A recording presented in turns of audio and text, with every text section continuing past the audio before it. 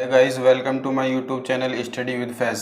आज जो हम बात करने वाले हैं वे ईंट के बारे में बात करने वाले हैं कि अच्छी ईंट कौन सी होती है, ये कैसे पता करें। आज हम एक ही तरीके के बारे में बात करेंगे, और भी तरीके हैं कि अच्छी ईंट कैसे पता करें, उसके बारे में हम और अलग से वीडियो बनाएंगे।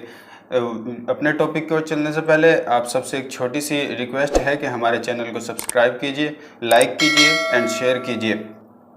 चलिए हम चलते हैं अपने टॉपिक की ओर। हमें जब अच्छी ईंट का पता करना हो तो हम क्या करेंगे। आप देख सकते हैं जो ईंट के चट्टे होते हैं वे चट्टे भट्टे पे होते हैं, या हम लाके अगर हम कहीं बिल्डिंग बना रहे हैं तो वहाँ भी लगाते हैं। तो उनमें से 5 ईंट सेलेक्ट कीजिए, और ईंट साफ़ सुथरी अच्छी होनी चाहिए। उन 5 ईंट को सेलेक्ट करके अलग कर लीजिए। अलग करने के बाद अगर आप लैब में टेस्ट कर रहे हैं या आप घर में टेस्ट कर रहे हैं नॉर्मली, तो उन 5 ईंट को अगर लैब में टेस्ट कर रहे हैं तो हम उन्हें ओवन के अंदर रखेंगे।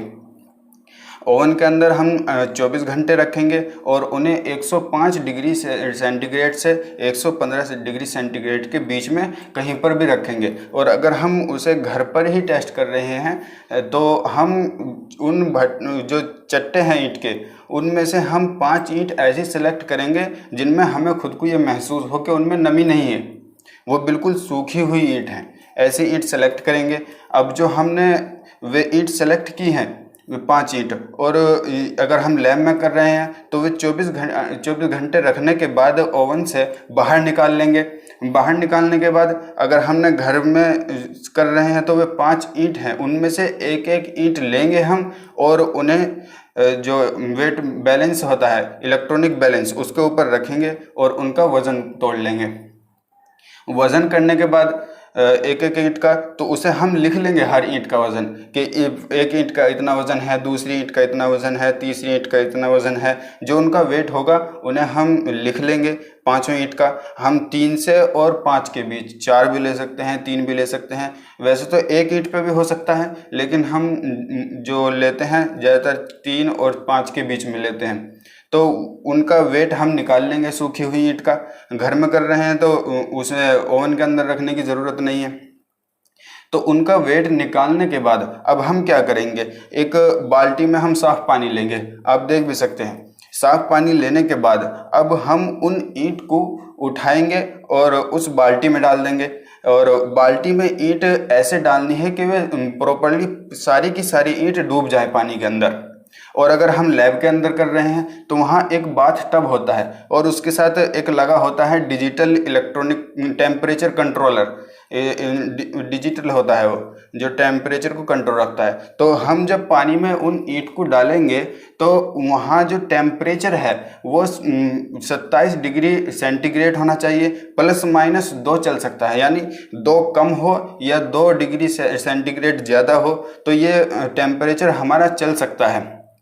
और अगर हम घर पर कर रहे हैं तो उसे एक रूम के अंदर, किसी रूम के अंदर फ़ैन चला करके एक नॉर्मल टेम्परेचर पे हम रख सकते हैं। मोबाइल से भी देख सकते हैं टेम्परेचर कितना है। ज़्यादा टेम्परेचर नहीं होना चाहिए। अब जब हम ईंट पानी के अंदर डालते हैं, साफ़ सुथरे पानी के अंदर, तो उसमें एक बारीक बारीक बुलबुले उठने स्टार्ट हो जाते हैं। तो आप देख भी सकते हैं कैसे वो जो हमारी बुलबुले उठते हैं वह कैसे बनते हैं।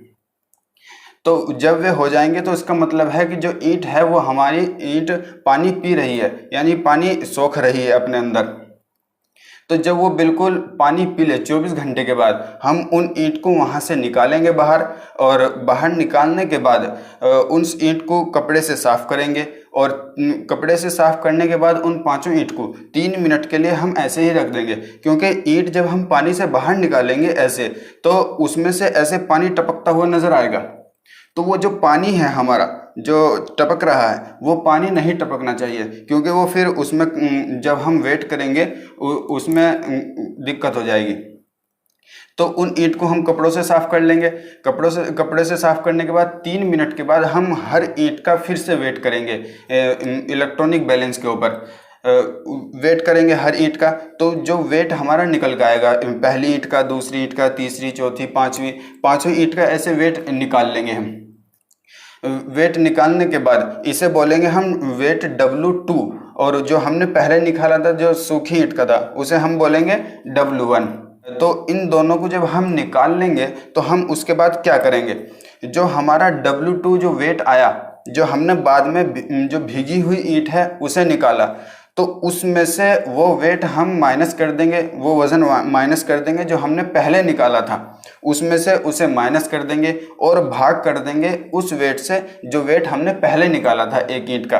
तो ऐसे ही हम पांचों ईंट का निकाल लेंगे और फिर उन पांचों ईंट का एवरेज निकाल लेंगे। हर ईंट का जो हमारा जो निकाल लेंगे तो इसका छोटा सा फॉर्मूला होता है निकालने का, W2 minus W1 upon W1 और इनटू यानी गुना कर देंगे उसमें 100 से 100 से, तो ये जो वैल्यू आएगी हमारी ये परसेंटेज में निकल कर आएगी।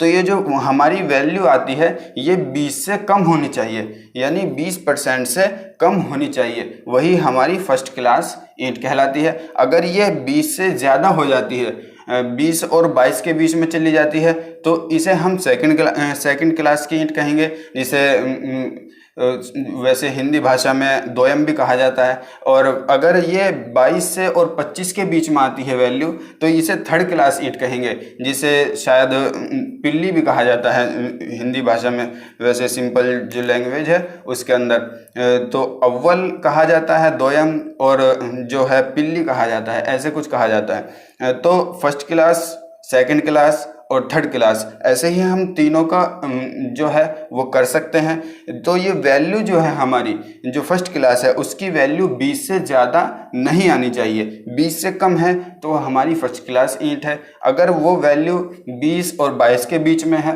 तो वो हमारी सेकंड क्लास ईंट है, और अगर वो वैल्यू हमारी 22 से और 25 के बीच में है तो ये थर्ड क्लास ईंट है, और अगर हमारी वैल्यू 25 से ऊपर पहुंच जाती है तो वो ईंट बेकार है, बिल्कुल भी वो किसी कैटेगरी की ईंट नहीं है। हमें बस यही फर्स्ट क्लास, सेकंड क्लास और थर्ड क्लास, अगर हम कोई बिल्डिंग बना रहे हैं, मकान बना रहे हैं, तो हम चाहते हैं कि वहाँ फर्स्ट क्लास ईंट लगे, अच्छी ईंट लगे, जो मकान की स्ट्रेंथ ज़्यादा हो, अच्छा रहे, टिकाऊ रहे, तो उसके लिए हम फर्स्ट क्लास ईंट लेते हैं। तो फर्स्ट क्लास ईंट का कैसे पता करें ये हमने आपको छोटा सा प्रोसेस बताया है। उम्मीद है आपको समझ में आया होगा। अगर आप ऐसे ही और भी जानना चाहते हैं, और भी तरीके जानना चाहते हैं, तो नीचे कमेंट कीजिए। हम आपके लिए मेहनत करते हैं और इतना कंटेंट इकट्ठा करके लाते हैं, तो इसलिए एक छोटा सा लाइक तो बनता है, लाइक कर दीजिए और जो रेड बटन है उसे दबा दीजिए, सब्सक्राइब कीजिए हमारे चैनल को और शेयर भी कर दीजिए एक दूसरे में, ताकि हमारी वीडियो ज़्यादा से ज़्यादा लोगों तक पहुंच सके, ज़्यादा लोगों में, ताकि वे उससे समझ सके ताकि अच्छी ईंट कौन सी होती है उसका पता लगा सकें। और भी तरीके हैं ईंट अच्छी कौन सी होती है उसका पता लगाने के, हम अगली वीडियो में बात करेंगे। चाहते हैं तो कमेंट कीजिए, लाइक कीजिए।